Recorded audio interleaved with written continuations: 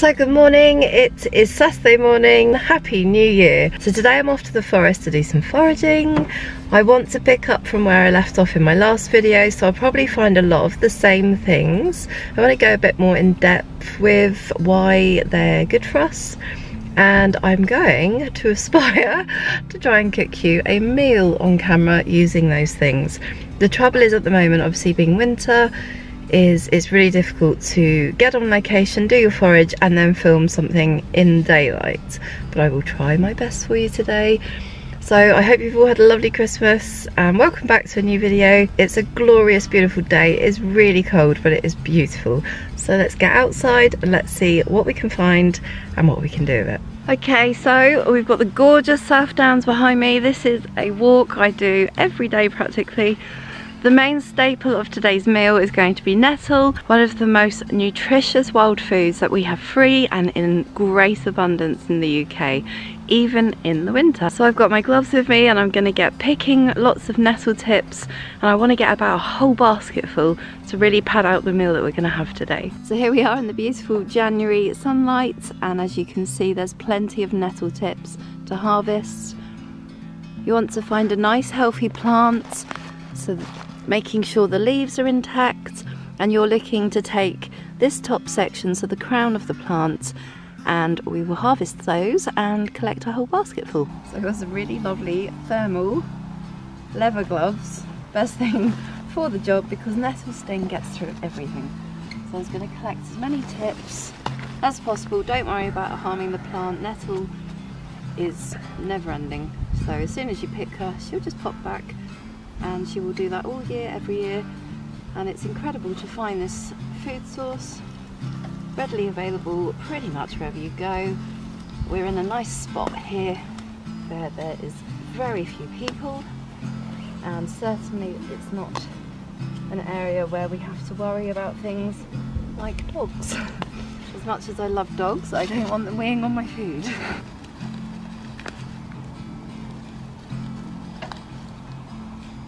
In my last video I taught you how to identify the sorrel, the common sorrel, and I said to you that you're looking for a plant with points near the lobe. This plant here could be really easily misidentified as sorrel. This is in fact lords and ladies, and this will again most likely do you some very nasty harm. So if you look at this leaf shape, it's got the points coming down towards the stem, but this is in fact lords and ladies. It's, to the untrained eye, very easy to confuse, I should think. So if you're thinking of collecting sorrel, it would be really, really important to first get to know this plant, because she is not something to ever consume. And actually nature's really good at letting us know what's dangerous. I don't know if you can see this on the camera, but we can see some dark spots here. They're warning signs. So this plant here is a young lords and ladies, or the cuckoo pint. This will go on to have larger leaves and some very ferocious looking red berries. So it's probably a good idea to get to know this one, and later on going over to the sorrel. And again we find the lords and ladies growing here. You can see how easy it would be to think this was sorrel, but again we can see some warning spots here, purple blotches. This is a really good way of knowing that's not sorrel, even though we have the points coming down towards the stem. This is not sorrel.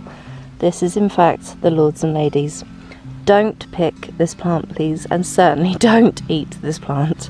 Sitting on the tree here, we can see that there are still a few usable red hips, the rose hips of course. So I will grab a few of those and pop them in our tea. I love to make a pot of tea that's lovely, warming and healing, and rose hips are absolutely packed with vitamin C, powerful antioxidants, so really good cancer preventer. So there we go, I've picked myself a nice little handful of rose hips, and these will make a really nutritious and really sweet, tasty, super healthy winter drink to go with the meal today. So here we've got another plant that could be mistaken for sorrel as well. Most of you probably recognise this plant from being youngsters trying to get rid of nettle stings, and here you can see there are no points at the lobe, And this is Doc. So I found us a little friend. You will recognise this from our last video, I should imagine. And of course this is the Woodhaven. Now today I am going to harvest some small leaves to pop in with the rest of our food. I only want the nice ones though. There's only a few leaves there, but I shall just take those and pop those in the basket to go into our meal. So just like in the last video, there are cleavers popping up everywhere, and you can't misidentify the cleavers or sticky willy, however you might know it. It's a sticky plant. She's really edible. She's really good at balancing the lymphatic system and just pulling out toxins and re-energizing the body after a cold hard winter. So normally we would find her in spring, but she's everywhere at the moment. And you don't really want to try eating the fully grown ones, which get really big and quite stringy and tough. You want to go for these nice fresh shoots. So I shall harvest another little handful of these, and I shall pop these into our cooking too. So there we go. I've just got a small handful of the cleaver shoots that I will pop into our dish today. You'll notice I tend to only ever harvest a handful of anything. That's just good foraging ethics and practice. You don't need to go crazy, and I can assure you this one little handful will make a difference to my health. It will improve my meal, and it will not make a single shred of difference to nature or the wildlife. So the great thing about wintertime is all of the medicinal mushrooms, and here we have quite the selection of turkey tail. We know it's turkey tail, so if I pull one off, I shall show you. So obviously, if you've never lived in the countryside and you don't know what a turkey looks like, it sort of has a tail a bit like this. You'll see the little bands of colour moving out towards the edge. The edges are usually white, and these can vary in different kinds of shades, but they generally look like this. They're paper thin, and the underneath of a turkey tail is white. There we go. And they're super soft, like really velvety soft. And turkey tail is one of the most medicinal mushrooms. So I should take a few of these, and we'll use these today to make a tasty and nutritious stock for our bulgur wheat to go with our meal. And the great thing with turkey tail is they're packed with antioxidants, and the more that you boil them, the more goodness that they release. So there's been a lot of storms lately, and we can see a lot of birch trees have come down. And talking of medicinal mushrooms, here again we can see our friends the turkey tail. There they are.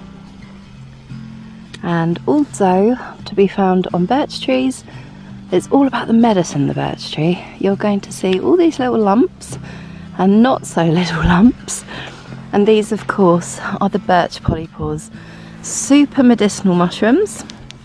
Let's take one off. These are really medicinal. These are, when they're dried out, you can sharpen the blade of your knife on here, and they are very antiseptic. So if you've cut yourself in the wild, you can cut yourself out a piece, and it literally will go around your finger and sit tight, literally cling itself together, and be a really good antiseptic bandage should you need one in an emergency situation. But they're also really medicinal, and it does all the kind of stuff that you'd expect from medicinal mushrooms. Really good at boosting the immune system. This one's probably not that great, so we've got lots of black holes here where insects have got in. What you would want to find, which I bet we won't be able to find now. So looking for a good one, this is a beautiful Birch Polypore, and look at that lovely white underneath. So I actually will keep this one and take this one home to process. It's not too bad at all. So there you go. Let's found a really awesome polypore. This one's shaped a bit like an octopus. Look at the beauty of this. Now this is a survival food if you were really starving hungry. You could try eating it, but it's pretty rank, pretty tough, and quite bitter. Some people don't find it bitter, and I think the younger they are, the less bitter they are. But if you want to make the medicinal tea from this, you're best off making quite a weak tea, boiling it for a good hour or something, and then disguising the juice in gravies, soup stocks to get all of that medicine without the really potent bitter flavour. This one is coming home with me and I'm going to use her as medicine. What a cool find.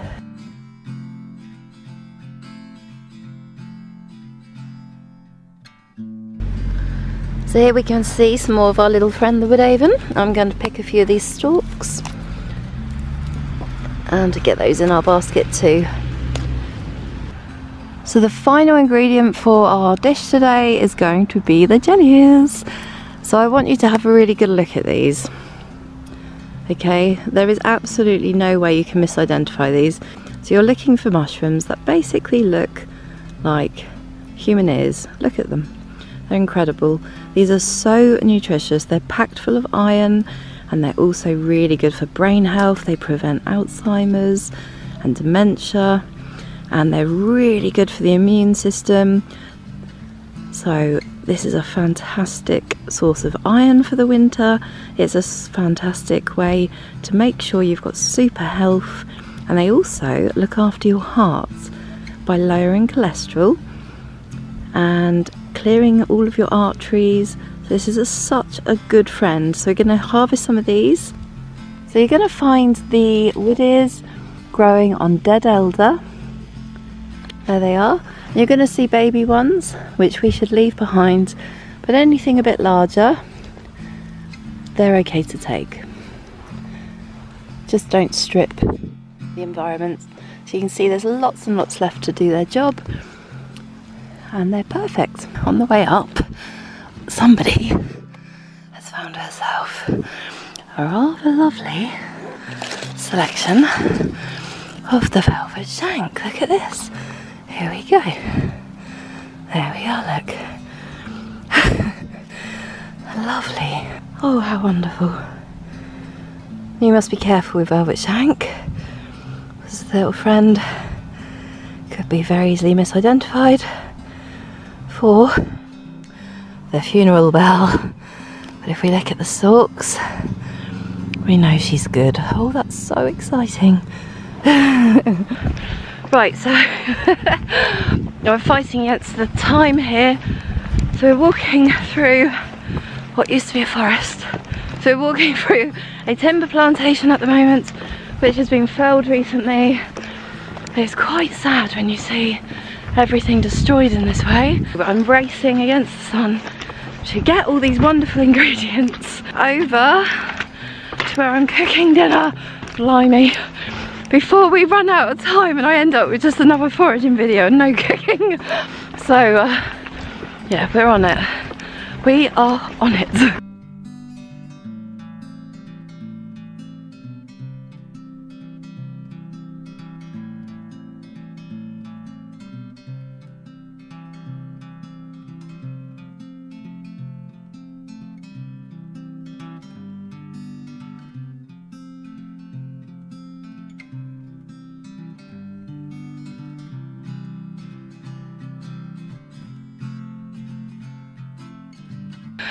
That was an absolute mission.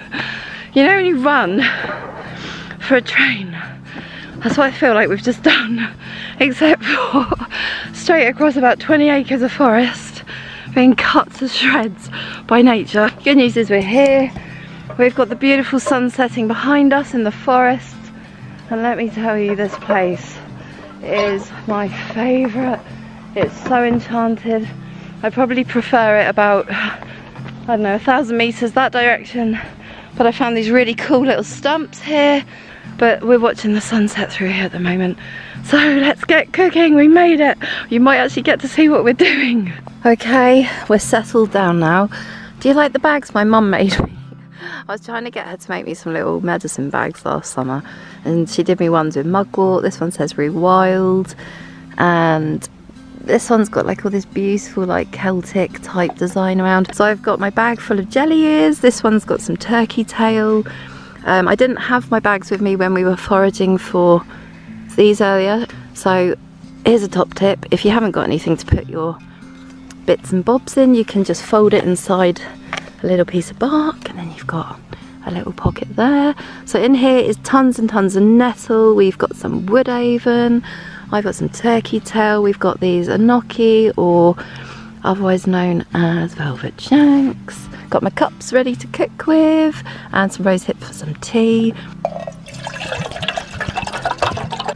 So guys, the one thing I did have to forage from a shop is a packet of sweet and sticky teriyaki sauce. This is £1.05 from Tesco's. This is honestly going to make your woodies so good. Woodies are used a lot in Chinese recipes, and they know how to cook, these people. So invest in a packet of this and you're going to be laughing. So first things first, what I'm going to do is heat up some oil in here. I'm going to get the nettle in. Don't worry about washing it. It's not going to do you any harm. I'm going to keep the Woodhaven to one side and fry those separately, because what is so wonderful about these is if you fry them in some oil, they literally turn into like the crispy seaweed you get from the Chinese, which will be the best thing to sprinkle on top of our dish.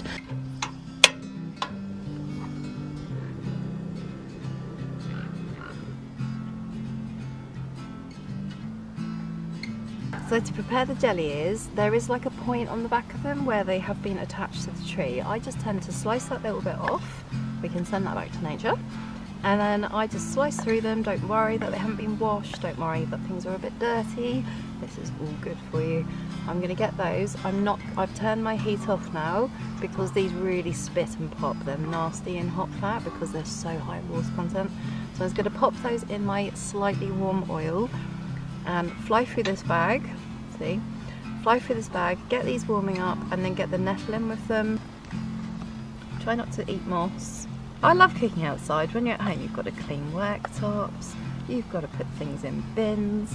Obviously I wouldn't throw crap around the forest, but you know, a little bit of organic waste being returned to nature, and who knows, it may start growing here. That would be great. If I could encourage everything I love to grow in one place, that would be awesome. As I'm trying to do at my barn, that would be amazing. I'm going to start sort of migrating all my favourite wild things into the barn. It's so cool sitting in a forest listening to all the birds. If we get really lucky, we might hear the owls in a minute as well. The Chinese tend to use jelly ears a lot in soups and stews for medicinal purposes, like for sore throats. And mainly you're going to find them in stir fries, so that's what we're doing. And they are so meaty, like they are a really substantial mushroom. Just got to let them cook a bit, and when you use them in this teriyaki sauce, they won't go sort of like crispy, they just sort of become like really nice and tender. Obviously you need to leave them cooking for a little while, which is why this is going in the pot first. I've never had to cook so fast in my damn life. We are fighting the daylight here, but I didn't come this far not to cook this meal. Last time we did this, it was dark, and I went home and everything just got used up without filming.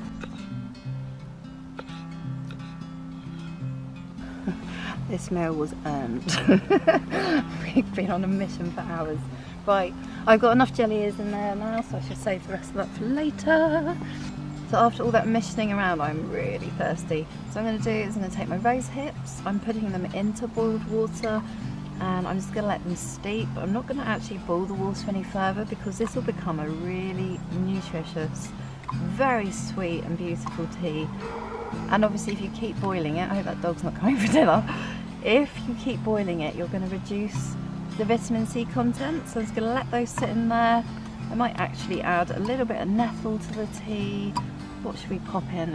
I'll pop a little bit of cleavers into our tea. What else should we go with here?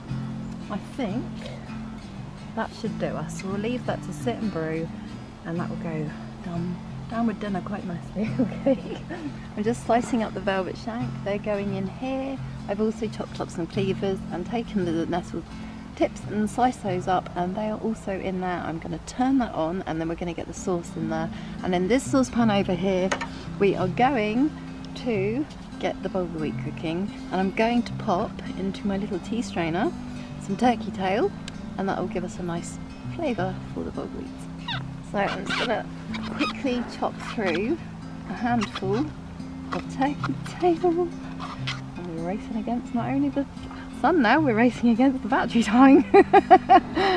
Doing well. Right, we're going to pop that, oh my goodness.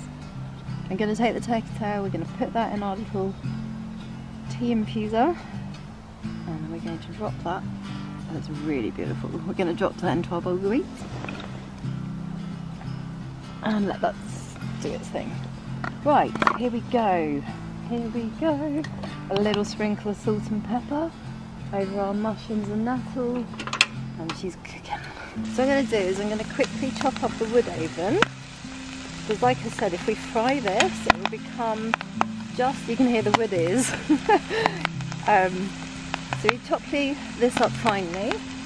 I'm going to heat up some oil in here and pop it over the heat. And that will turn into like the crispy seaweed you're used to in the Chinese, which will be a lovely topping.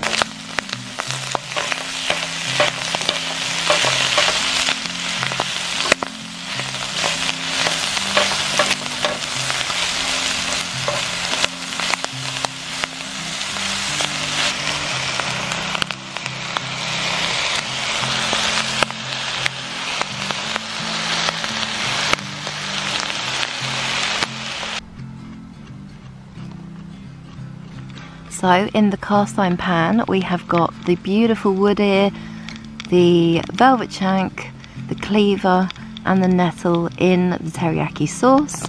We've got a nice brew of rosehip, nettle and cleaver tea brewing for us. We've got the turkey tail and bulgur wheat, which is almost cooked, which is lovely.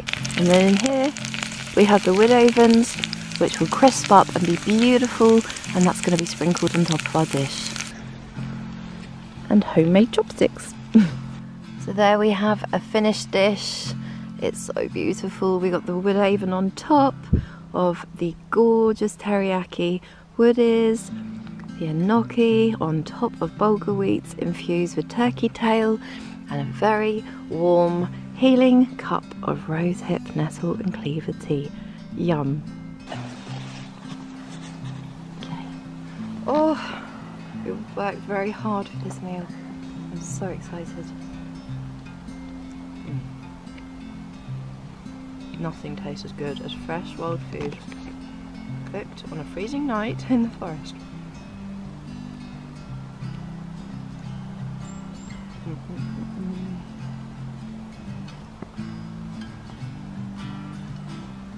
That is so good.